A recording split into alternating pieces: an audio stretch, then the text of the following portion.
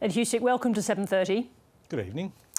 How does this bailout work? If someone steps up to buy the Whyalla steelworks, does it become a $2.4 billion subsidy?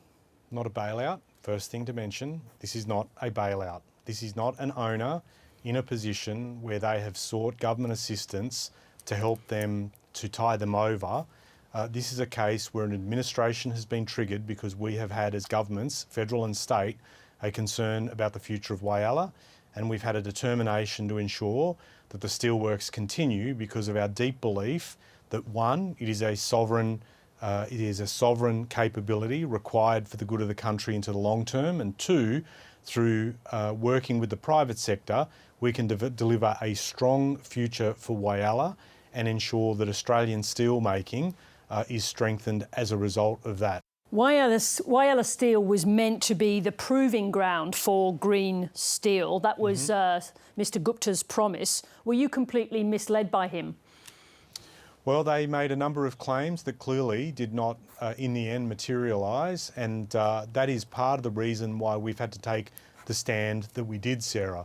We had, both at a federal and South Australian level, been monitoring what was going on Whyalla over the course of last year.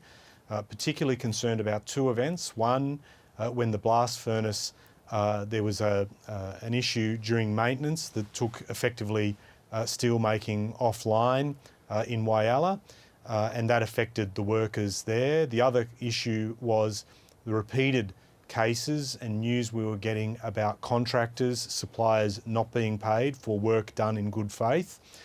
We were increasingly concerned that the bills weren't being paid, the investment promises weren't being fulfilled, and concerned about what might happen to the steelworks all of a sudden, which prompted the action that we took, but really important to do. And can I just say, there's a human element to this, Sarah.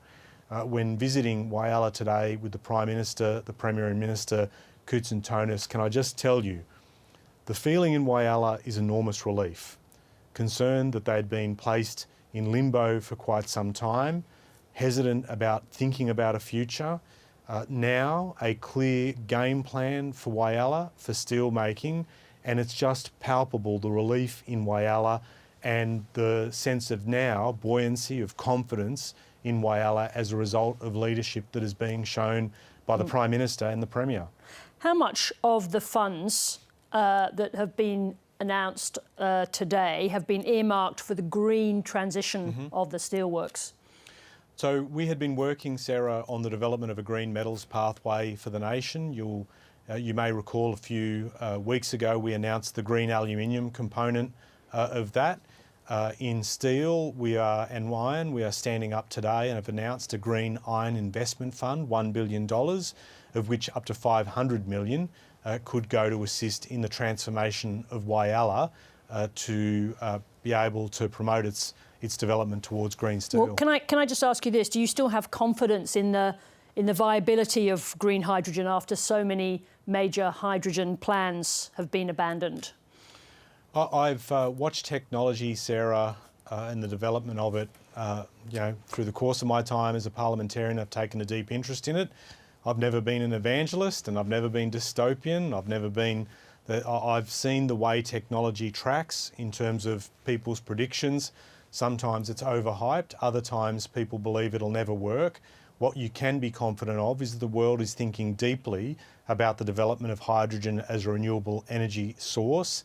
Yep, there'll be points at which there are setbacks, but I believe, and I think a lot of others do, that at some point the problem will be cracked, the ability to produce at scale will be delivered, and it will be an important source of energy, but particularly in terms of what we're thinking about and talking about here, Sarah, in steel making, it'll play a really important role in being able to particularly propel the future of green steel. But given where green hydrogen is now, and given the failure of a number of projects, Fortescue, Woodside, Origin, issues with the Queensland project, is this the problem with the government picking winners in a very risky energy market? Well, you know, a lot of government investment goes into basic research and applied research and working with industry to progress ideas. A lot of people talking down hydrogen now, and 12 months ago, it was all being hyped up as to what I was saying, a lot of people talking it up.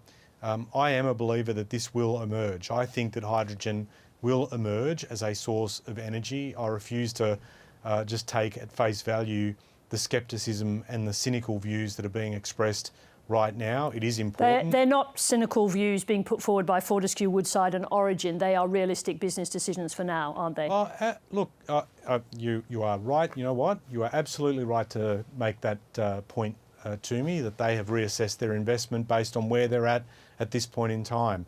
I don't think anyone is seriously abandoning the development of hydrogen. It has been something that's been worked on for years, and at some point you can be sure that someone will, as I said a few moments ago, crack this.